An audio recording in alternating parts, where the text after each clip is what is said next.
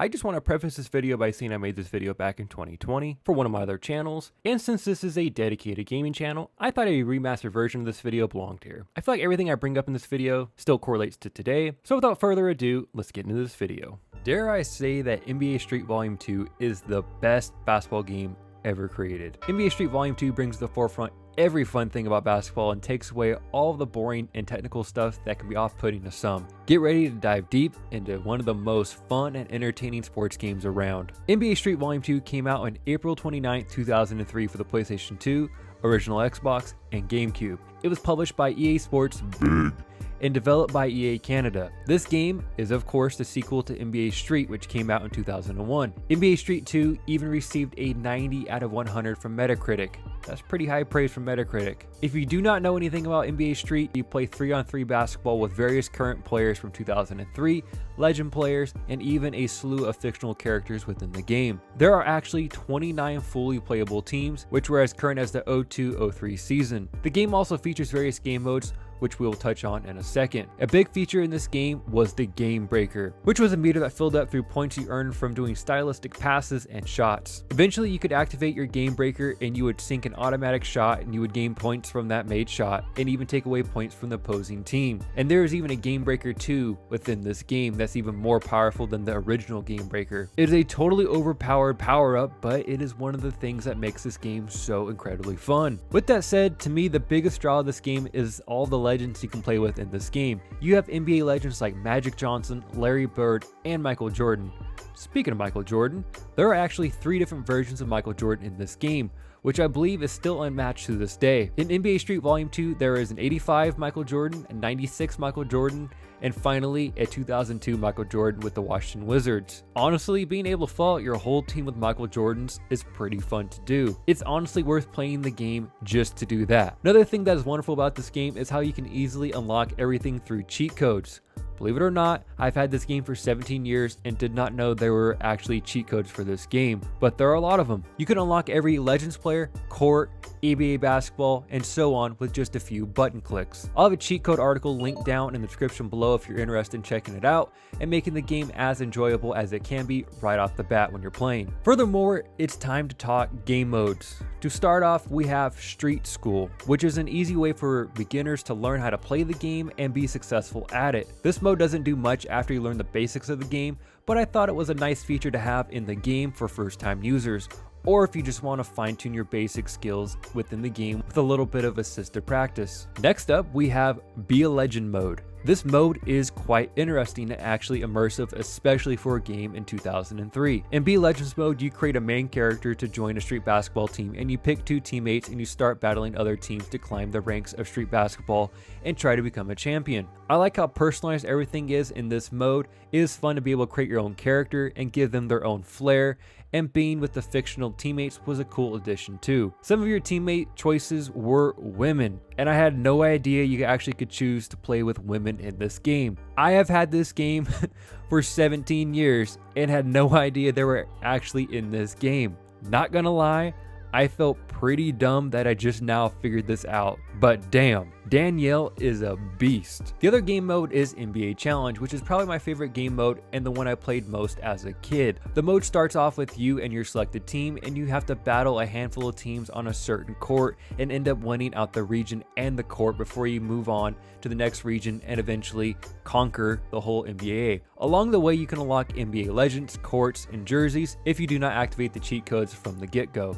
Like I said, this mode is probably my favorite and can get quite addictive at times if you're grinding towards a particular goal. Finally, we have Pickup Game. Now this is just a simple pickup game between any 2 teams you want. This, of course, is another fun mode that provides hours of entertainment. I like how this mode gives you so many options with the teams you can play with. You can play with any of the NBA teams, and that's 29 of them, the current NBA All-Stars, the NBA Legends, or even your created teams, which adds a lot of depth to this particular game mode. Touching back to the NBA Legends offered in this game, there are a total of 26 total legends in this game. That's if my math is correct, which who knows. Along with the game offering 11 different courts you can choose from and play on.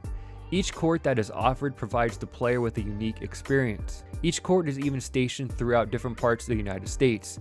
I love how each court has its own flair Some are sunny, some are cloudy, some are indoors, some are outdoors, some are at night, etc. Just adds so much to the game because each court feels like a new and unique place to be playing at. It is finally that time. It is time to talk about gameplay and how the game holds up today. For a game that came out in early 2003, this game still plays impressively well. Each player feels like their own person every time you are controlling them, along with having incredibly fun shooting, dunking, and ball handling mechanics. Some may view the shooting in this game as too easy, but I truly do love it. I love how this game allows you to just have fun and not think too hard about hitting the perfect shot or if this ball will get rebounded, and so forth. The defense in this game can get a bit squirrely at times when you're trying to cover someone, but other than that, the game plays pretty flawlessly. I can't go any further without talking about the goaltending in this game and how incredibly fun it is. Playing as Shaq or Yao Ming and just swatting ball after ball after ball is seriously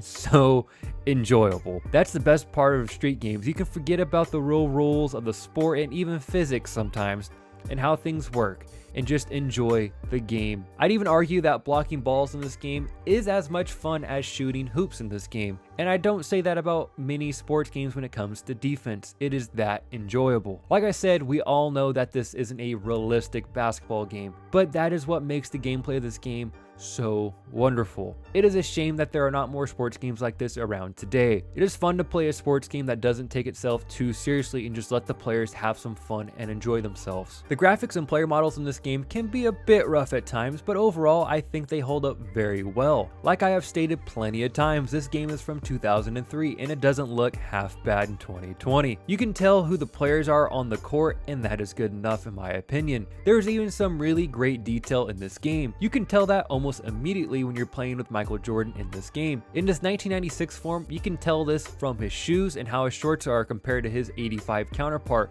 with shorter shorts, his classic Air Jordans, and his gold chain necklace he'd wear back in the day while playing. There are of course other examples too, but this is very noticeable to me when it comes to Michael Jordan. The courts and atmospheres don't look half bad either.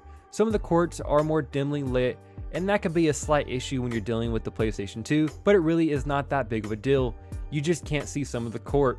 It just feels like a true night game sometimes. In addition to the graphics and gameplay, there is the stellar, and I mean stellar, soundtrack in this game. This soundtrack gets you right in the mood to play this game, and it sets the tone for all the fun you'll be having in this game. There are some pretty big names and songs that are in this game. I'd say this soundtrack even rivals MVP 05 soundtrack, and that is a legendary soundtrack. But with a soundtrack with Nelly and Nate Dogg, I don't know, that's pretty hard to beat. To try and wrap this whole video up, NBA Street Volume 2 is one of the most fun sports games you can still play to this day. Yes, the graphics are a bit outdated, like every PS2 game, but a game that is from 2003 can still provide hours of entertainment and enjoyment. If you have never played a street sports game or haven't played it in ages, do yourself a favor and play it. You will not be disappointed, I promise you that. With that said, I want to know your thoughts on NBA Street Volume 2 down in the comments below, and also let me know your favorite starting three. Mine was always Michael Jordan, Kobe Bryant, and Shaq. And while you're down in the comments, if you could like the video and subscribe to the channel, that would be greatly appreciated. I hope you enjoyed this retrospective view of NBA Street Volume 2.